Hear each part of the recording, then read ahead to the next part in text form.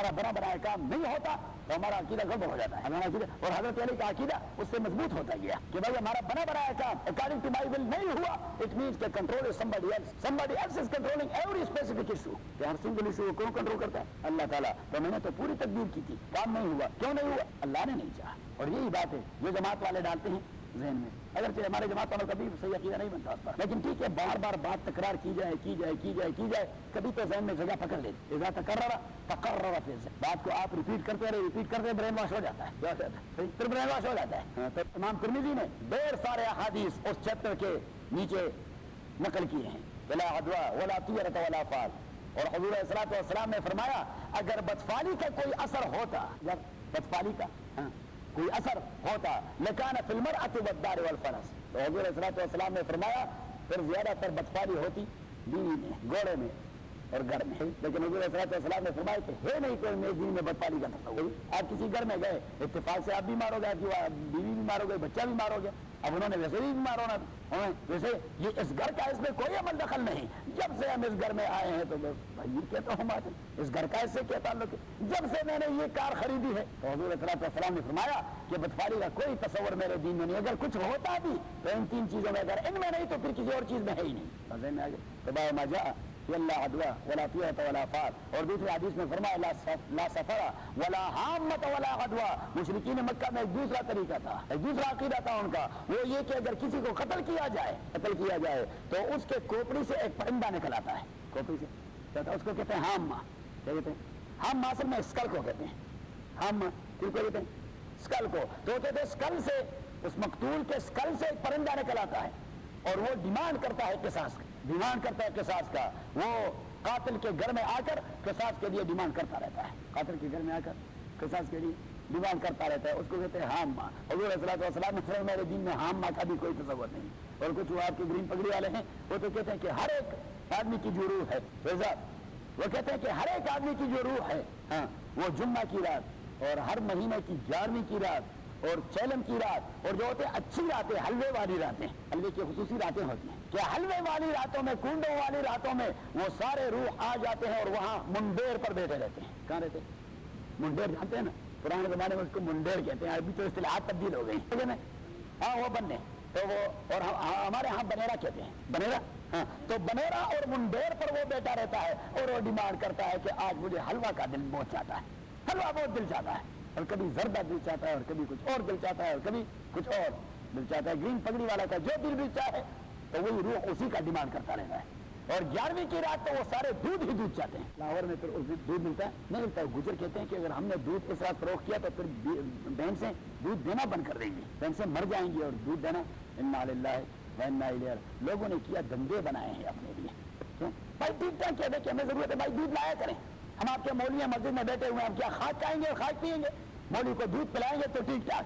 ہمارے علاقے میں ایک آدمی صاحب تھے, وہ بچوں کو حفظ کرواتے رہے, بچوں کو حفظ کرواتے ہیں. تو اس زمانے میں 5 روپے بہت زیادہ تھے, 5 روپے بہت زیادہ. تو ہر مہینے 5 روپے لیا کرتے تھے. ایک بچہ تھا, اس کے گھر والوں کے پاس 5 روپے نہیں ہوتے تھے, وہ گائیں رکھتے تھے, گائے رکھتے تھے. تو اس کی ذمہ داری تھی کہ روزانہ وہ اپنے ساتھ 1 پاؤ دودھ لے آتا. حافظ صاحب نابینا تھے, تو 1 پاؤ دودھ لے آتا تو حافظ صاحب کو دے دیتا, حافظ صاحب پی لیتا اور پھر اس بچے کے لیے سبق شروع کر دیتا. ایک بار وہ بچہ دودھ نہیں لایا, ہمارے ہاں گاؤں ہے مانکی اس کا نام, وہ بچہ دودھ نہیں لایا. تو حافظ صاحب نے کہا کہ بھائی وہ دودھ, وہ سبق کے لیے آپ کے فلاں, اس نے کہا دودھ, اس نے کہا جی وہ ہم کہتے ہیں کہ آج گائے بھینس کڑی نہیں ہوئی. کڑی نہیں ہوئی مینس اس نے دودھ نہیں دیا. صحیح. تو ہمارے ہاں اصطلاح ہے پشتوں میں چون خریدا کہ آج گائے کڑی نہیں ہوئی دودھ دینے کے لیے, اس نے لات مار دی. تو اس نے کہا کہ آج گائے کڑی نہیں ہوئی, دودھ نہیں دی. تو آپ کے سامنے بھی لات مار دی کہ آج میں بھی نہیں کہا ہوتا کہ گائے نہیں کڑی ہوتی تو ہم بھی کہے نہیں ہوتے. تو بھائی ٹھیک ٹھاک کہہ رہے بھائی ہم بھی نہیں کہے ہوتے. یہ دنیاوی دھندا ہے, بس آپ ہمیں لایا کریں. تو یہ ادھر ادھر کے ہلے بہانے اور رنگا بنگا, اور یہ دین کو کیوں مکس کروا رہے ہیں؟ دین کا کو ایڈلٹریشن سے پاک رکھا جائے. باقی آپ کہہ رہے ہیں کہ بھائی ہاں مجھے ضرورت ہے لائیں تو وہ انہوں نے پتہ نہیں یہ کہتے ہیں کہ زردہ پلاؤ اور کیا حلوہ اور کنڈے اور حلیم, آج کی رات حلیم, نان حلیم. اور وہ قصور میں ہمارے علاقے کے ایک آدمی رہتے ہوئے کہتے ہیں ہمارے مولوی صاحب کو کہ وہ ہمارے مولوی صاحب کو مسجد میں 11ویں کی رات کہتے تھے کہ سیمیاں پکاؤ, کڑھائی پکاؤ. اس کا ڈرامہ اتارتا تھا کہ وہ بڑے ترنم سے کہتے رہے کہ سیویاں پکاؤ اور کڑھائیاں پکاؤ. حضرت صاحب نے بھی مدتوں یہ نظر غیر اللہ کھائے ہیں, استغفر اللہ کھا کریں کھائے بھی اور کھلائے بھی. حضور صلی والسلام نے فرمایا ولا حامہ, اور ایک دوسری حدیث میں فرمایا ولا سفرا, کہ میرے دین میں سفر کا بھی کوئی تصور نہیں. سفر بعینی یہ چیز ہے القاء والحلبی, مشرکین مکہ کے نزدیک بھی تھا, ہمارے پٹھانوں میں بھی تھا. یہ سفر المظفر کا ایک مہینہ ہوتا ہے, سفر کا محرم کے بعد جو مہینہ آتا ہے اس کو کیا کہتے ہیں سفر, جس میں وہ چیلم کا جوس بھی نکالتے ہیں. صحیح, تو وہ سفر المظفر کا جو مہینہ ہوتا ہے وہ کہتے ہیں کہ ایک بوڑھی جنوں کی ایک دادی ہے, جنوں کی ایک بوڑھی دادی ہے. صحیح, اور وہ تاریکی میں اگر آدمی اکیلا ہو, عورت یا مرد, تو اس کو تپڑ مار دیتی ہے یہاں پر, اور تپڑ مارے تو آدمی مر جاتا ہے آدمی. اور پھر ایسے تو توہمات ہیں, کہتے تھے کہ خواتین بھی عجیب عجیب عجیب مخلوق ہیں. تو خاتون سے کہتی وہ فلاں کو آپ نے پھر دیکھ لیا, جب وہ غسل دے رہے تھے تو اس کے ہاتھ پر اس کے پیٹ پر 5 انگلیاں تھیں. بھائی کہاں سے 5 انگلیاں؟ کہ سفر, وہ سفر آب ہے, کہتے ہیں کہ سفر دادی نے اس کو مارا تھا. تو حضور ایسا تھا یہ چونکہ وہاں سے آیا تھا, حضور نے فرمایا ولا سفر, میرے دین میں سفر مفر کا کوئی تصور نہیں. حضور والسلام نے امت کو توہمات سے نکال دیا, کیونکہ توہمات کے اساس پر عقیدہ بنتا نہیں, عقیدہ بگڑ جاتا ہے, عقیدہ ختم ہو جاتا ہے. آدمی کی شخصیت وہ نکلتی نہیں, وہ بگڑ جاتی ہے. اور نبی کریم صلی اللہ علیہ وسلم نے شخصیات کو نکارنا تھا, بکھارنا نہیں تھا, یہ بکیرنا نہیں تھا.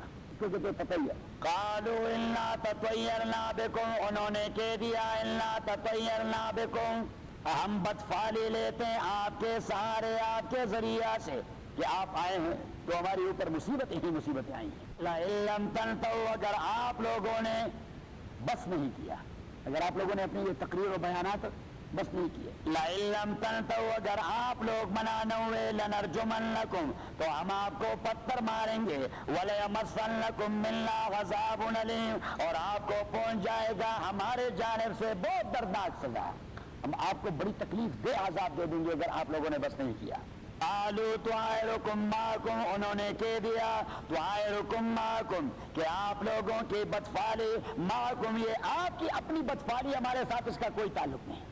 یہ آپ لوگوں کا عقیدہ ہے, یہ آپ کو مبارک ہو, ہم ان چیزوں پہ یقین نہیں رکھتے. قالوا طائرکم معکم, آپ کے بدفعلی آپ کے پاس ہے, ان ذکرتم, آیا جب آپ کو ریمائنڈر دیا جاتا ہے دین کا, بل انتم قوم مسرفون, بلکہ آپ لوگ ایک ایسے قوم مسرفون کہ آپ باؤنڈری سے آگے نکلنے والے. اسراف کا معنی ٹرانسگریشن, اسراف کا معنی وائلیشن, کہ بل انتم قوم مسرفون, آپ ایک ایسی قوم ہے کہ حدود کو پھاندنے والے ہیں, اور حدود کو پھلانگنے والے ہیں, اور حدود کو کراس کرنے والے ہیں. تو یہ توہمات بھی آپ کے حدود کو کراس کر چکے. وجاء من اقصى المدینة رجل یسعى, اور دوڑ کے آیا من اقصى المدینة, شہر کے اس دور والے جانب سے, ڈاؤن ٹاؤن سے, اقصى المدینہ ڈاؤن ٹاؤن.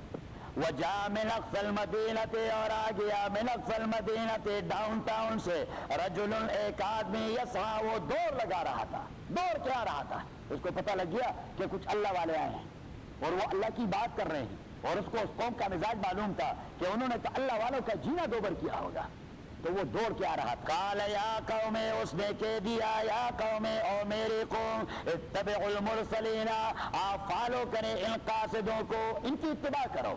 اتبعوا من لا يسألكم اجرا, آپ فالو کریں من ایسے لوگوں کو, لا يسألكم اجرا, جو آپ سے کوئی ٹیوشن فی بھی نہیں لیتے. کبھی کبھار دین سیکھنا آدمی کے لیے وہ بال جان بن جاتا ہے کہ بھائی میرے پاس نہیں ہے, میں کیا دے دوں مولوی صاحب کو, میں کیا دے دوں مولوی صاحب کو, میرے پاس ٹیوشن فی کے پیسے نہیں. تو اس نے کہہ دیا کہ بھائی یہ تو ٹیوشن فی بھی نہیں لیتے, یہ مفت میں سکھاتے رہتے ہیں, تو آپ مفت میں سکھانے والوں کو بھی فالو نہیں کرتے. شیطان نے ایسا غلبہ کیا ہوا آپ لوگوں کے اوپر. قال یا قوم, اس نے کہہ دیا او میرے قوم, اتبعوا المرسلین, آپ فالو کرے المرسلین, القاصدوں کو.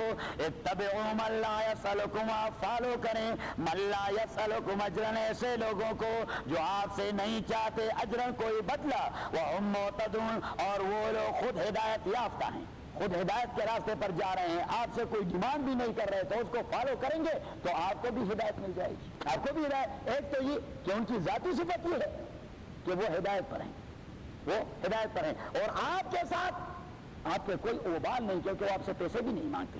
یہ مولانا صاحب اللہ علیہ کی جماعت کا کام پوری دنیا میں کیوں پھیل گیا؟ کیوں؟ اس لیے کہ کسی سے یہ ڈیمانڈ کرتے کہ بھائی ہمیں روٹی دے دو, میں کسی سے یہ کہتے ہیں کہ ہمیں پیسے دے دو, کسی سے یہ نہیں کہتے کہ آپ ہمیں گاڑی کے. مولوی کا دین اس لیے نہیں پھیلتا کہ مولوی کو جا بھی جاتا ہے وہ کہتا ہے فیس کتنے دو گے. جب دین پہ آپ ڈیمانڈ کرتے جائیں پیسوں کے, پھر دین پہلے کا نہیں, پھر دین رکے گا وہاں, اور پھر دیندار طبقے کی کوئی عزت نہیں ہوگی. دیندار طبقے کی کوئی, مولویوں کی عزت کیوں چلی گئی؟ اسی وجہ سے چلی گئی کہ ان کے ڈیمانڈ ہوتے ہیں, یہ دے دو اور یہ دے دو اور یہ دے دو اور یہ بھی دے دو. تو میں نے ایک بار وہاں کہہ دیا کہ بھائی مولوی صاحبان کہتے ہیں کہ ہمیں نوٹ بھی دے دو, بوٹ بھی دے دو, کوٹ بھی دے دو, ووٹ بھی دے دو. اب آپ ان سے ووٹ مانگتے ہیں تو کہتے ہیں کہ بس ووٹ دے دو, باقی ساری چیزیں آپ کی, تو پھر دین کا کام چلے گا. ہم کہتے ہیں کہ نوٹ بھی آپ دے دو, بوٹ بھی آپ دے دو, کوٹ بھی آپ دے دو, نوٹ بھی آپ, سب کچھ آپ دے دو, تو بھائی آپ کیا دیں گے؟ اب اس کو ایک دین پھیلتا نہیں. تو مولانا صاحب اللہ علیہ کی جماعت کی وجہ سے دین اس لیے تو مولانا عمر صاحب اللہ علیہ نے فرمایا, مولانا عمر, یعنی ہم جاتے ہیں فار ایگزامپل, میں جاتا ہوں کینیڈا دین پھیلانے کے لیے, میں جاتا ہوں اٹلانٹا دین پھیلانے کے لیے. بھائی دین پھیلانے کے لیے خاص جاتا ہوں, اللہ تعالیٰ بنا کرے اور اللہ تعالیٰ توفیق دے دے اور اللہ معاف کر دے. مجھے پتا ہوتا ہے کہ وہاں ایئرپورٹ پر 2-4 لوگ مجھے لینے کھڑے ہوں گے, صحیح, گاڑی ہوگی, پھر مجھے لے جا کر میری آسائش اور آرام کا سب خیال رکھیں گے, کھانا دیا کریں گے, پینا دیا کریں گے, سوچیں گے کہ میری صاحب ناراض نہ ہو. بھائی یہ دین کی خدمت تھوڑی.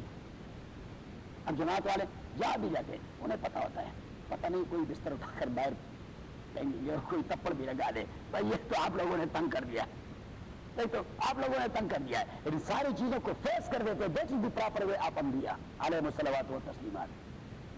بات میں آگے کہ نہیں, کیونکہ ہم مولویوں سے اگر کوئی کہہ دے کہ بھائی آپ دین کی بات کریں تو ہم پہلے سے کہہ رہے تھے ٹکٹ بھجواؤ گے. اور میں نے پورے امریکہ میں ایک مولوی کو دیکھے یا فیض ہیں, یا فیض, یہ بڑے اللہ والے آدمی ہیں. میں نے جتنا اس سے قریب اس کو کرے, حالانکہ یہ ہم سب میں سے غریب آدمی ہیں, اس کے کچھ وسائل نہیں. یا فیض صاحب ہمارے ساتھ جبریل والے, یہ ایسے اللہ والے آدمی ہیں, ایسے اللہ والے, کیونکہ میرے ساتھ اب وہ زیادہ قریب ہیں. صحیح, اچھا, ختم نبوت والے نے کہہ دیا کہ آئے, اگر مجھے کہہ دیں تو میں کہوں گا کہ بھائی آپ مجھے ٹکٹ بھجوائیں گے, ادروائز میں لندن نہیں آ سکتا. ٹھیک ہے, ہم پیغمبر پہ مرتے ہیں لیکن پیسے آپ لگائیں. بھائی پیغمبر پہ میں خاک مرتا ہوں, پیسے آپ لگائیں. میں پیغمبر کے لیے ایک ٹکٹ بھی $500 کا نہیں خرید سکتا.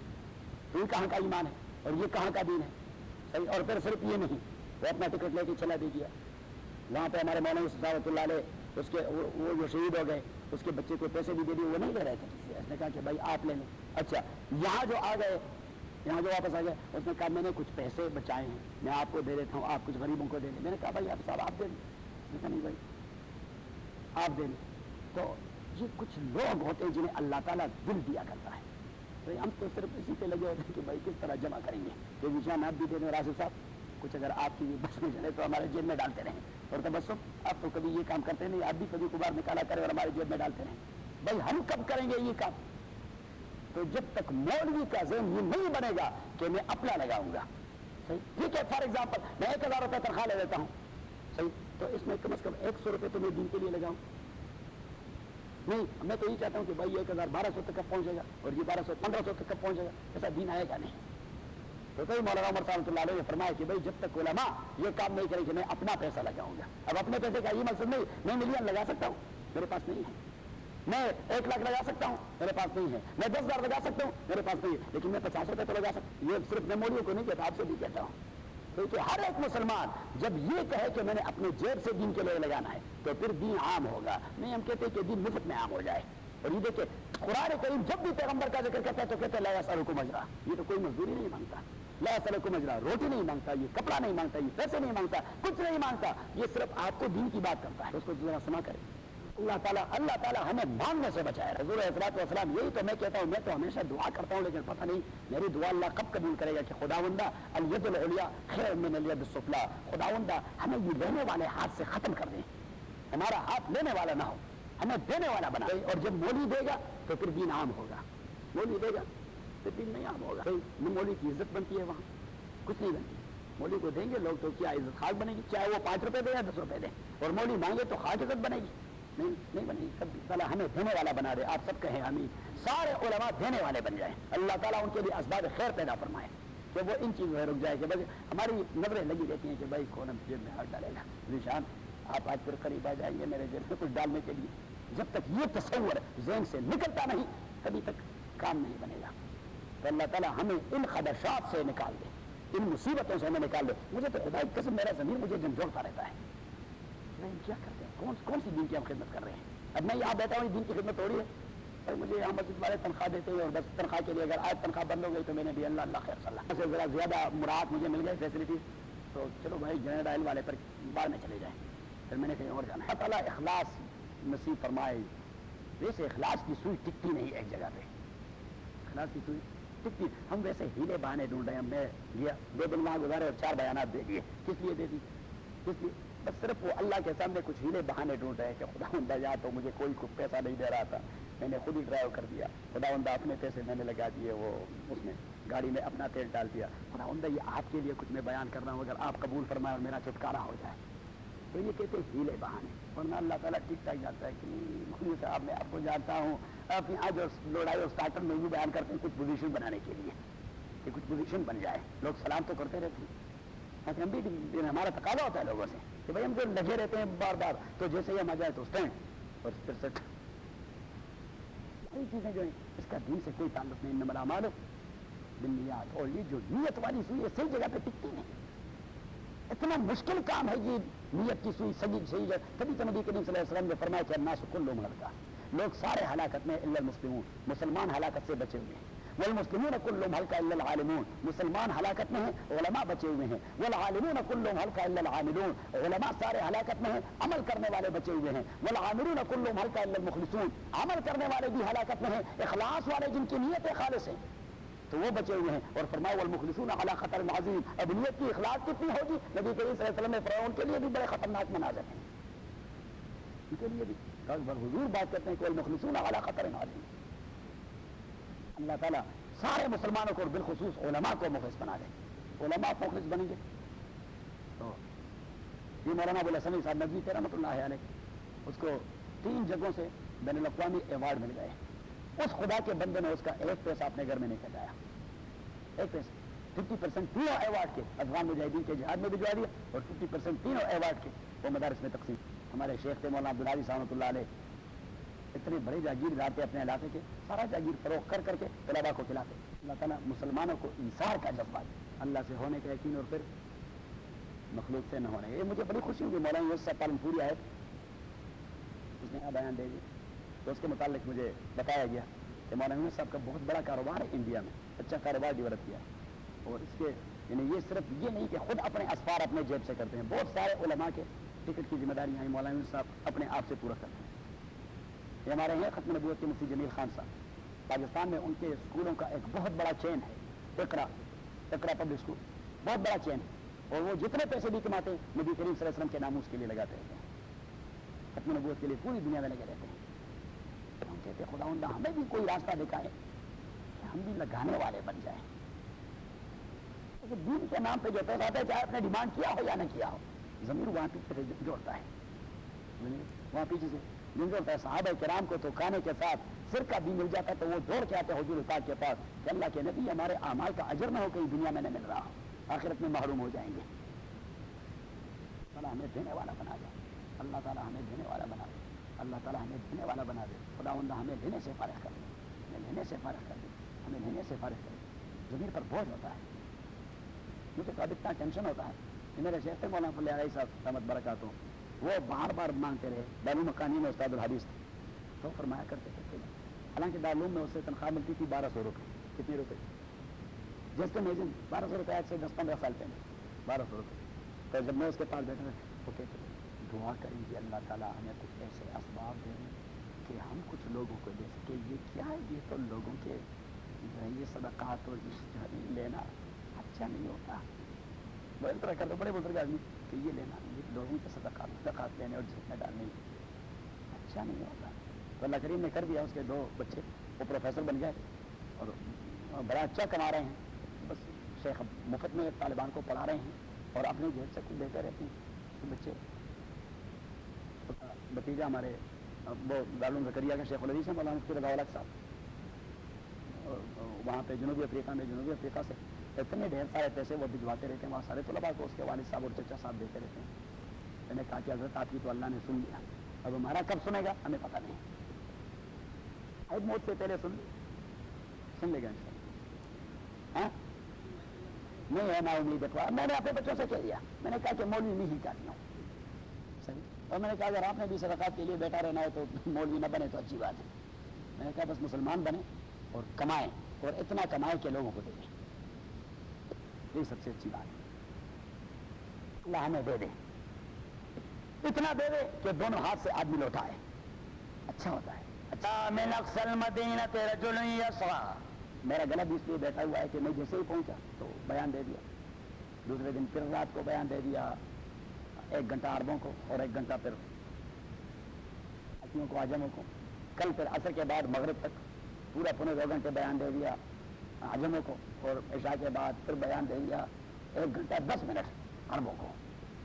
بس وہ گلا بیٹھ ہی گیا, کیونکہ آدمی تکا ماندہ چلا جائے اور فوراً شروع کر دے, اور پورا دن پھر لگا رہے اور پھر عربی دوڑ کے آیا. میں نے کہا کہ بھائی چودھری صاحب محروم نہ ہو جائے. میں نے کبھی اپنے بدن کو درد کے حوالے سے میں نے کبھی اپنے بدن کو ایسا عادی نہیں بنایا. شیخ مرحوم وہ بڑے بڑھاپے میں رات کہیں بیان کے لیے چلے جاتے, صبح وہاں نماز پڑھا کے بس میں سوار ہوتے, وہ آ جاتے اور سیدھے بس میں آ جاتے اور بیٹھ جاتے. حالانکہ رات کا تکا ماندہ کہ رات بھی 2 گھنٹے بیان دے دیا ہے, اس کی آنکھوں سے معلوم ہوتا تھا. پھر وہ بیان کے بعد تو سوتا تھا نہیں, 10 منٹ اس طرح لیٹا اور پھر اٹھ گیا اور پھر نماز, اور پھر جو صبح پڑھانا تھا اس کی اسٹڈی اور صبح کی نماز پڑھائی, اور بس آج شروع کر دیا. اور ظہر تک مسلسل پڑھاتے رہے, ظہر مسلسل پڑھاتے رہے. کیونکہ یہ ہپ وہ ٹوٹ گیا تھا, اس طرح ہم چارپائی میں اٹھا کر لے آتے اور اس طرح بیٹھے رہتے, اور جب صبح سے اس طرح بیٹھ جاتے تو بس بیٹھ ہی جاتے, ظہر کی نماز کے لیے چھٹی کر دیتے.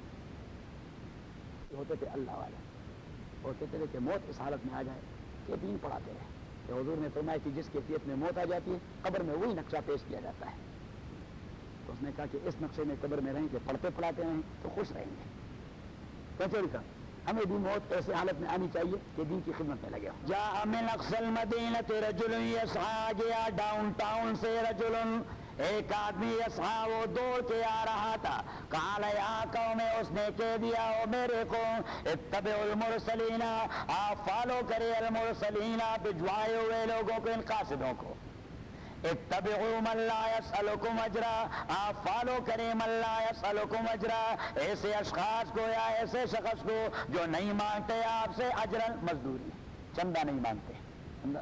کیونکہ مولوی کے متعلق پوری دنیا میں تصور ابھر چکا ہے کہ مولوی بولے گا تو بعد میں کیا کہے گا, چندہ دے. میں گیا تھا امارات اور قطر, امارات اور قطر 95 میں وہاں گیا تھا. تو وہاں پہ جو ہمارے ساتھیوں نے, وہاں تو آدمی مسجد میں اپنے طریقے بیان نہیں کر سکتا ہے, تو محکمہ اوقاف کے ہوتے ہیں, تو وزیر اوقاف وہ ریٹن بھیجا اجازت, صحیح. تو انہوں نے مساجد کی ایک لسٹ بھی دی تھی کہ ان مساجد میں شیخ کا بیان ہوگا.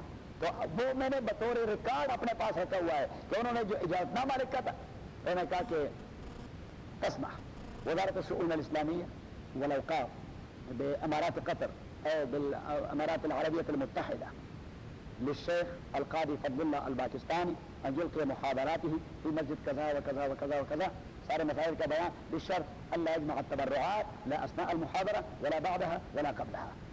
کہ اجازت ہم نے دے دی, لیکن کنڈیشن یہ ہے کہ تقریر کرنے سے پہلے, تقریر کے دوران یا تقریر کے بعد پیسے لوگوں سے نہیں مانگے گا. تو میں نے کہا کہ اٹ مینس کہ یہاں لوگ بالکل یہاں تک آ چکے ہیں. تو میں نے کہا کہ مولوی کے متعلق یہ تصور ہے پوری دنیا میں کہ بس یہ بولتا ہے تو مانگتا ہے. مجھے بالکل حسرت ہوئی اس بات لکھنے پر. میں نے کہا مجھے آنا ہی نہیں چاہیے تھا. اللہ تعالیٰ مولیوں کے لیے اسباب غائبانہ پیدا کرو. اتبعوا من لا يسألكم اجرا وهم مهتدون وما لي لا اعبد الذي فطرني. اب اس آدمی نے, اس کا نام تھا حبیب النجار. نجار کا معنی میسن, نجار کا معنی میسن, بائی پروفیشن وہ میسن تھا اور نام تھا اس کا حبیب, تو مشہور پڑ گیا حبیب النجار.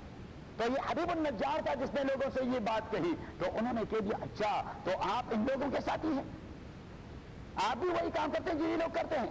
تو یہ اس کا جواب, مالی لا اعبد الذی فطرنی والیہ ترجعون, ومالی, اور کیا ہوا مجھے, لا اعبد الذی, کہ میں بندگی نہ کروں اس اللہ تعالیٰ کی, فطرنی, جس نے مجھے پیدا کر دیا ہے, والیہ ترجعون, اور اس اللہ کو آپ سب لوٹائے جائیں گے. اتخذ من دونہ, آیا میں بنا دو اللہ کے علاوہ آلہۃ معبود, آلہۃ معبود, الہ کی جماعت, ان یردن الرحمن، اگر چاہے میرے متعلق رحمان بضرن کوئی تکلیف، لا تغن عنی تو دفع نہیں کر سکتا میرے سے شفاعتہم ان کی سفارش شیئا تھوڑی سی چیز دی، ولا ینقذون اور نہ وہ مجھے چھٹکارا دے سکتے ہیں کہ یہ معبود کس کام کے۔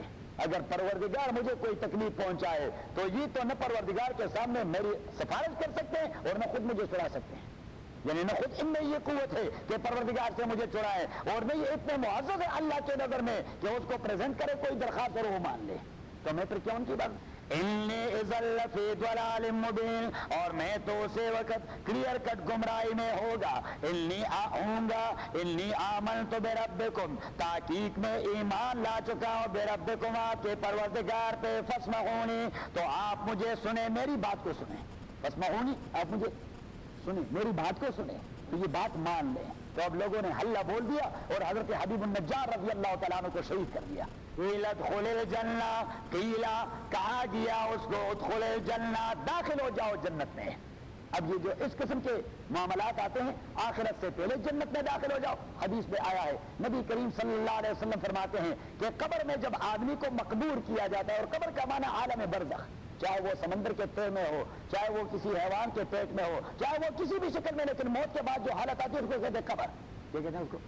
قبر۔ ومن ورائہ برزخ الی یوم معلوم، اللہ کریم فرماتے ہیں کہ موت کے بعد برزخ کا معاملہ آتا ہے، تو اصل میں قبر سے مراد ہوتا ہے برزخ کا معاملہ، اور برزخ وہ حالت ہے جو موت کے بعد اور قیامت سے پہلے آدمی پہ گزرتی ہے۔ تو حضور صلی اللہ علیہ وسلم فرماتے ہیں کہ اتاہ ملکان اسودان ازرقان، دو فرشتے آ جاتے ہیں اس کے پاس امتحان لینے کے لیے، جن کی شکل بڑی ڈراؤنی ہوتی ہے، تو فیقعدانہ، وہ اسے بٹھا دیتے ہیں اور اس سے سوال کرتے ہیں، فیقولان من ربک، اس سے پوچھتے تھے آپ کا رب کون ہے، من ربک، آپ کا رب کون ہے، وما دینک، آپ کا دین کیا تھا، وما تقول فی هذا الرجل الذی بعث فیکم، اس آدمی کے متعلق یعنی محمد پاک کے متعلق آپ کا عقیدہ کیا ہے صلی اللہ علیہ وسلم۔ رسول پاک فرماتے اگر آدمی کافر تھا، بدتینت تھا، فاجر تھا، تو وہ کہتا ہے ہاں ہاں لا ادری، ہر سوال پر وہ کہتا ہے کہ ہاں ہاں مجھے تو کوئی پتہ نہیں، ہاں ہاں لا ادری، ہاں ہاں مجھے تو کوئی پتہ نہیں، ہاں ہاں لا ادری، ہاں ہاں مجھے تو کوئی پتہ نہیں۔ تو حضور صلی اللہ علیہ فرماتے ہیں کہ اللہ کریم اس پر ایک فرشتہ مسلط کر دیتا ہے، الحمدللہ، اللہ کریم اس پر ایک فرشتہ مسلط کر دیتا ہے، اور حضور پاک اس فرشتے کی سختی کا ذکر کرتے ہوئے فرماتے ہیں اعما، وہ فرشتہ آنکھوں کا اندھا، وہ اسما، اور کانوں کا بہرا ہوتا ہے، فیضربہ ضربۃ، اس کے پاس ایک گرز ہوتا ہے، وہ اسی سے مارتا ہے، فیصیح صیحۃ یسمعہ من یلی الا الثقلین، وہ اسے اتنا ضرب دے دیتا ہے کہ وہ چیختا رہتا ہے، سارے مخلوقات اس کے چیخ کو سنتا ہے، جن و انس نہیں سن سکتے، جن و انس جو حدیث میں ہے حضور صلی اللہ علیہ وسلم فرماتے ہیں کہ انہوں نے سن لیا وہ اسی وقت مر جائیں گے۔ اور ایک حدیث میں ہے حضرت ابن عباس فرماتے ہیں رضی اللہ تعالیٰ عنہ کہ ہم حضور پاک کے ساتھ جا رہے تھے، وکان راکبا علی بغلتہ، آپ صلی اللہ علیہ وسلم اپنے میول پر سوار تھے، میول خچر کہتے ہیں، کیا کہتے ہیں خچر، خچر پر سوار تھے، فاذا بستۃ اقوام، 6 قبریں تھی ایک جگہ۔ جب ہم وہاں پہنچ گئے تو حضرت ابن عباس فرماتے ہیں رضی اللہ تعالیٰ عنہ کہ وہ خچر وہ جمپنگ اس نے شروع کر دی، حتی قادت ان تلقیہ، قریب تھے کہ حضور صلی اللہ علیہ وسلم گر جاتے اس سے، فسکنت، لیکن پھر وہ رک گئی۔ ہم نے کہہ دیا اللہ کے نبی آپ کے نیچے اس خچر نے یہ کر دیا، تو حضور صلی اللہ علیہ وسلم نے فرمایا ان اصحاب هذه القبور يعذبون، ان قبروں میں جو لوگ پڑے ہوئے ہیں ان کو گرز مارے جاتے ہیں، اور ان کی چیخ کی وجہ سے میرے خچر پر ہیبت آ گیا، میرے خچر پر۔ اب یہ ہوتے ہیں عقائد کی باتیں، یہ عقل کے پیمانے پر آپ نہیں اسے پرکھ کریں گے، کیونکہ یہ عقل کی دنیا سے ستاروں سے آگے جہان اور بھی ہیں، یہ اس جہان کی بات ہے جہاں کی اطلاع صرف رسول پاک ہی دے سکتا ہے، آپ کا عقل نہیں معلوم کر سکتا۔ تو حضور پاک فرماتے ہیں کہ اگر وہ قبر میں سارے جواب دینے میں ٹھیک ٹھاک جواب دے دے کہ ربی اللہ الذی خلق السماوات والارض، میرا رب وہ ہے جس نے آسمان اور زمین کو پیدا کر دیا تھا، میں اسے لاڈ مانتا تھا، اسے گاڑ مانتا تھا، اسے معبود مانتا تھا، اسے حاکم مانتا تھا، وہ دین الاسلام، میں اسلام کو بطور دین فالو کر رہا تھا، اور یہ آدمی اشہد ان محمد عبدہ ورسولہ، یہ محمد صلی اللہ علیہ وسلم اللہ کے بندے ہیں اور اللہ کے رسول ہیں، اللہ کے بندے اور اللہ کے رسول ہیں۔ تو جب تینوں جواب ٹھیک ٹھاک دے دیتے ہیں تو نبی کریم صلی اللہ علیہ وسلم فرماتے ہیں کہ اللہ کریم حکم دے دیتا ہے فرشتوں کو کہ افرشوا لہ من الجنہ، اس کے نیچے آپ جنتی قالین بچا دیں، جنتی قالین بچ والبسوا من الجنہ، آپ جنتی خلق پہنا دے، وافتحوا له بابا الى الجنہ، جنت کی جانب ایک دروازہ کھول دے، یاتیہ من ریحہا، تاکہ اس کی فریگرنسز اس کو آتے رہیں. صحیح. تو یہ عالم برزخ کی کیفیت حضور پاک صلی اللہ علیہ وسلم نے بیان کر دی. اور دوسری جگہ اللہ کریم نے فرمایا ثبت اللہ الذین آمنوا بالقول الثابت فی الحیات الدنیا وفی الآخرہ، کہ جو لوگ اپنے عقیدے کو صحیح رکھتے ہیں، عمل کو ٹھیک ٹھاک بنا دیتے ہیں، تو قبر میں اللہ کریم انہیں ثابت قدم بنا دیتا ہے صحیح جواب دینے میں. تو اللہ کریم ہمارے اوپر قبر اور برزخ والا سوال جواب آسان فرما دے. حضرت عثمان رضی اللہ تعالیٰ عنہ جب قبر کے پاس سے گزرتے، یا قبر کا ذکر ہوتا، یا موت کا ذکر ہوتا، یا مردے کو دیکھتے، تو اتنے رو پڑتے. آپ کی بڑی گھنی داڑھی تھی کہ وہ گھنی داڑھی آپ کے آنسوؤں سے تر ہو جاتی. صحابہ نے عرض کی یذکر عندک الجنۃ والنار، حضرت آپ کے سامنے جنت کی نعمتوں کا ذکر ہوتا ہے، آج دوزخ کے عذاب کا ذکر ہوتا ہے، تو آپ کی یہ کیفیت نہیں ہوتی. جب قبر یا موت کا ذکر ہوتا ہے، قبر دیکھ لیتے تو اتنے رو پڑتے ہیں. حضرت عثمان نے ایک بڑی پیاری بات کہی کہ میں نے حضور پاک سے سن لیا تھا کہ ان القبر اول منزل من منازل الآخرہ، یہ قبر یہ آخرت کے منزلوں میں سب سے پہلا اسٹیپ ہے.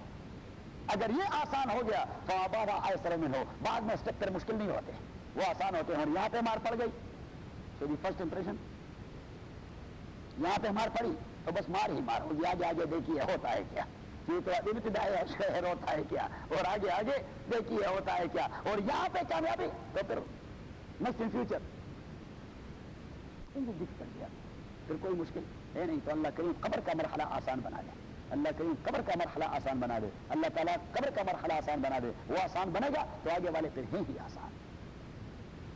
ادخل الجنہ، اسے کہا گیا ادخل الجنہ، داخل ہو جاؤ جنت میں یعنی نعمتوں میں.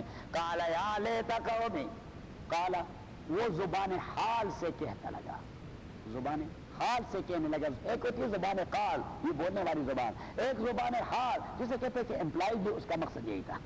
امپلائڈ بھی اس کی صورت یہ بتا رہی تھی، اس کی کیفیت یہ بتا رہی تھی.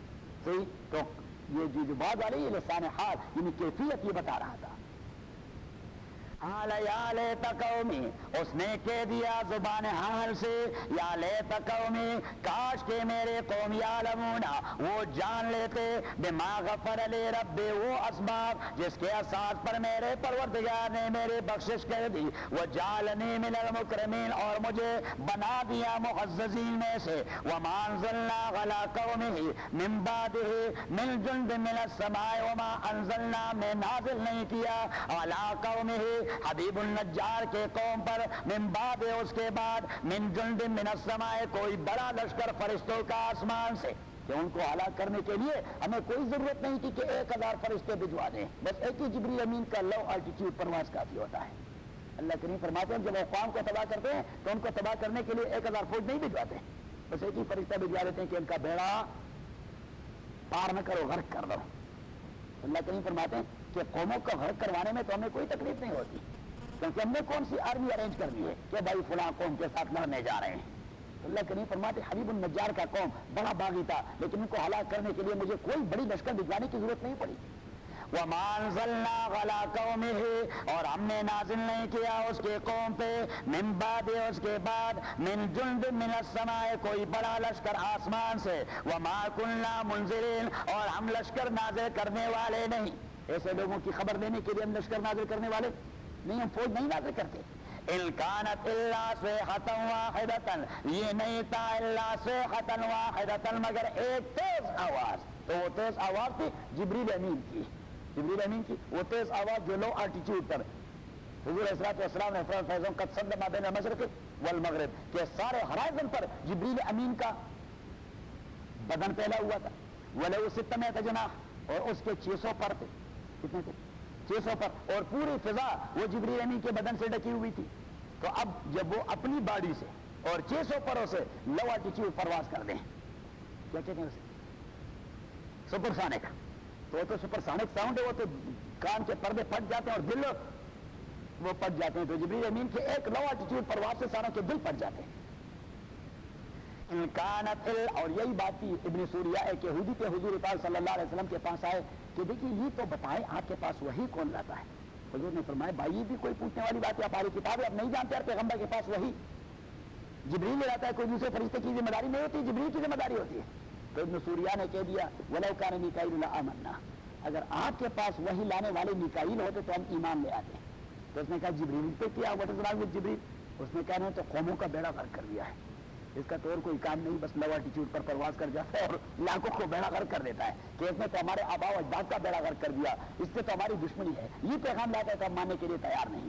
اللہ کریم نے وہاں بقرہ میں جواب دیا من کان عدوا لجبریل فإنه نزله على قلبك بإذن الله مصدقا لما بين يديه وهدى وبشرى للمؤمنين من كان عدوا لله وملائكته وجبريل وميكال فإن الله عدو للكافرين. اللہ کریم نے فرمایا کہ جو اللہ کے دشمن ہوتے ہیں، اللہ کے فرشتوں کے دشمن ہوتے ہیں، جبریل اور میکائیل کے ہوتے ہیں، اللہ کریم سے لوگوں کا دشمن ہی دشمن ہے. بھائی یہ کیا بکواس کرتا ہے ابن سوریا کہ جبریل ہمارا دشمن ہے؟ بات سمجھ میں آ گئی؟ إِن كَانَتْ إِلَّا صَيْحَةً وَاحِدَةً، نہیں تھی مگر یہ ایک بہت تیز آواز اور ایک آواز. فَإِذَا هُمْ خَامِدُونَ، تو وہ راک کا ڈھیر بنے ہوئے ہوتے. خامدون، خمود جب آگ بجھ جاتا ہے اور راک بن جاتا ہے تو فَإِذَا هُمْ خَامِدُونَ یہ محاورہ ہے کہ راک کے ڈھیر بن جاتا ہے. فَإِذَا هُمْ خَامِدُونَ، اور سڈنلی فوراً وہ مر گئے. یا حسرتاً علی العباد، ہائے ایسے بندوں پر. یا حسرتاً علی العباد، اللہ کریم فرماتا ہے ہائے افسوس ایسے لوگوں پر جن کے بلے بات نہیں پڑتی. کہ پلے بات نہیں پڑتی تو انجام یہی ہوگا. یا حسرتاً علی العباد، ہائے افسوس ایسے لوگوں پر ما یاتے من رسول، نہیں آتا ایسے لوگوں کے پاس من رسول کوئی پیغمبر الا کانوا بہ یستہزئون، مگر وہ اس پیغمبر کا مذاق اڑاتے رہتے ہیں. الم یروا کم اہلکنا، آیا لوگ الم یروا نہیں دیکھتے، الم یروا آیا لوگ نہیں دیکھتے کم اہلکنا کہ کتنے ہلاک کر دیے ہم نے قبل ان سے پہلے من القرون امتوں میں سے. تو قرون پلورل ہے قرن کا، اور قرن لفظ مشترک ہے تین معنوں میں. لفظ مشترک ہے عربی میں اس کے تین معنی. قرن کہتے ہیں سین کو، قرن کہتے ہیں سین کو، اور قرن کہتے ہیں سینچری کو. قرن کہتے ہیں جسے صدی کہتے ہیں، سینچری کو کہتے ہیں، اور قرن کہتے ہیں امت کو. تو یہاں ہے امت کے معنی میں. الم یروا کم اہلکنا قبلہم من القرون، آیا لوگ نہیں دیکھتے کہ کتنے ہلاک کر دیں ہم نے ان سے پہلے من القرون امتوں میں سے. انہم الیہم لا یرجعون، اور یہ لوگ الیہم ان کے جانب لا یرجعون فکری رجوع نہیں کرتے. لا یرجعون فکری رجوع نہیں کرتے کہ وہ ذرا ان کو ڈسکس کرے کہ بھائی فلاں قوم کا حشر کیا ہوا، فلاں قوم کا حشر کیا ہوا، فلاں قوم کا حشر کیا ہوا، سائے کچھ بات پھر ان کے پلے پڑ جائے. وَإِن كُلٌّ لَمَّا جَمِيعٌ لَدَيْنَا مُحْضَرُونَ، وَإِن كُلٌّ اور نہیں ہے یہ سارے، لَمَّا جَمِيعٌ لَمَّا کا معنی اللہ جَمِيعٌ لَدَيْنَا مگر یہ سارے ہمارے نزدیک مُحْضَرُونَ یہ حاضر کیے جائیں گے. وَآيَةٌ لَهُمُ الْأَرْضُ الْمَيْتَةُ، عباس بدل موت دلیل. وآیت اللہ اور نشانی ہے ان کے لیے بہت بڑی، الارض المیتہ یہ مردہ زمین. مردہ زمین جس میں کوئی زندگی نہیں ہوتی، کوئی پودا نہیں اگاتا، خشک پڑا رہتا ہے، نمی باقی نہیں رہتی. تو اللہ کریم فرماتے بعد بعد الموت کے لیے اور خدا کی توحید کے لیے مردہ زمین ایک اچھی مثال ہے. یہ مردہ زمین ایک اچھی نشانی ہے.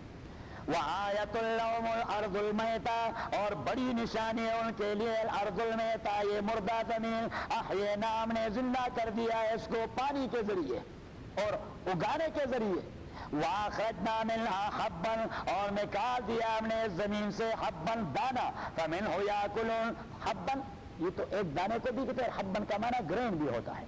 تو یہاں گرین کے معنی میں کہ اخرجنا منها حبًّا اور نکال لیا ہم نے اس سے حبًّا گرین اور غلہ. فَمِنْهُ يَأْكُلُونَ اسی سے یہ لوگ کھاتے رہتے ہیں. وَجَعَلْنَا فِيهَا اور اگا دیے ہم نے اس زمین کے اندر جنات الباغات من نخیل الکھجور کے، وعناب اور انگور کے، وفجرنا